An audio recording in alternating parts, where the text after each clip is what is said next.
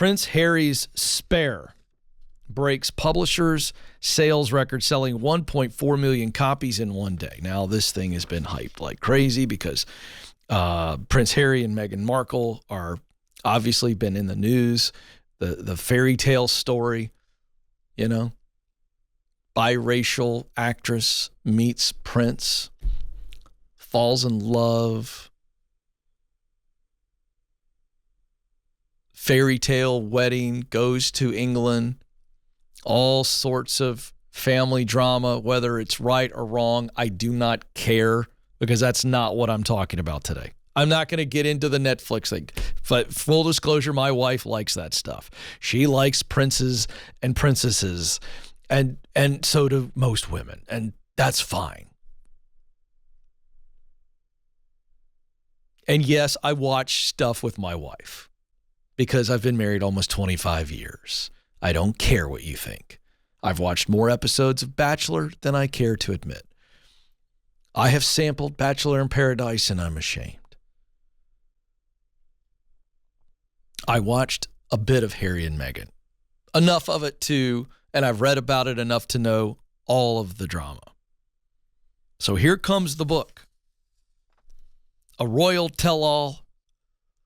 All kinds of things up in the air. It's been lampooned. There's a lot of dishonest stuff there. This is what William thinks versus what Harry thinks. This is about racism. This is about all the things. Again, I don't want to get involved in that for a second. But I'm sitting there watching, I'm listening, and I'm reading. And here's what I don't think anybody's talking about. In fact, I'd love to interview the prince, because I think this entire thing is not about Meghan's influence. Yes, our wives have huge influence on us. I believe Meghan has influence on him. But can I tell you what I really believe? I believe this was about him being who he wants to be.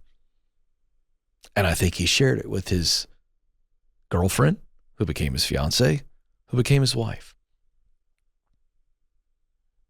And I think she had influence on him to that extent. But I think this is about a young man who grew up in a world that was completely prepared for him. He lived day in, day out in a world that was completely planned for him. Well, let's just process that for a moment. I'm sure some of you disagree with me, and that's fine.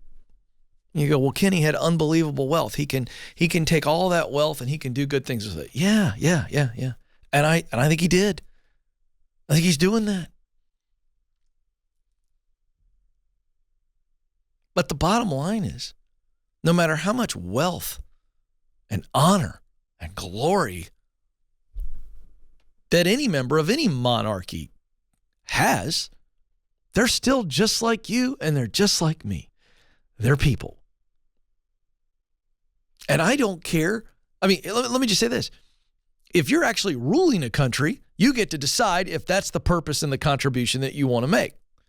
But if you are a figurehead, and they are figureheads, and your whole world has been prepared for you and been planned for you by other people, no matter how rich and powerful all of that brings, you know what I know to be true?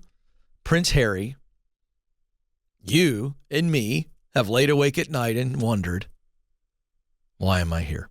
What should I do with my life? And I think the young man has been searching for quite some time.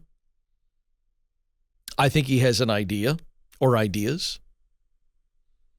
But no matter how clear he is about the rest of his life, and I don't know Harry, but I would guess that if I was interviewing him,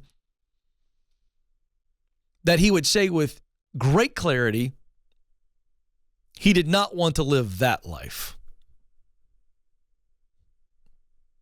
And yet it's shocking, insulting to a certain part of the globe that he would walk away from it. But I'm not shocked. I'm not horrified. Let me give you a real clue into what I think is this young man saying. I want to do something very different.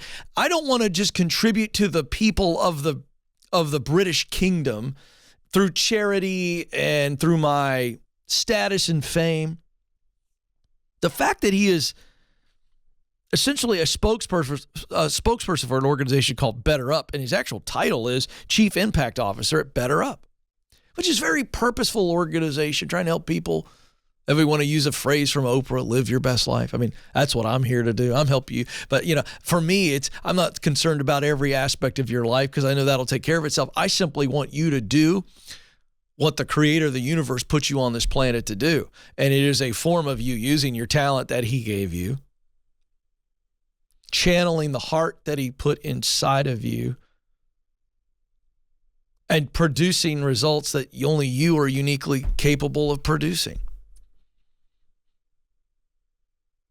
After all, purpose is a big, scary, giant, intimidating word, but it's very simply this: your purpose is to relate and create. That's it. That's it. That's your purpose. Why am I here? To relate and create. So I am a husband. I am a father. I am a son, brother, coworker, broadcaster, author. So I am relating relationally. I am filling my role relationally and vocationally. I'm using what I do best to make the biggest difference that I can. I think that's what Prince Harry wanted to do. I don't know if he went about it the right way. I don't know. And quite frankly, I do not care. Are all these book sales just because it's Harry and the hype? I don't think so. I don't think so. I think we all wonder, why would someone walk away from that? You know what the answer is? Because their heart wasn't in it.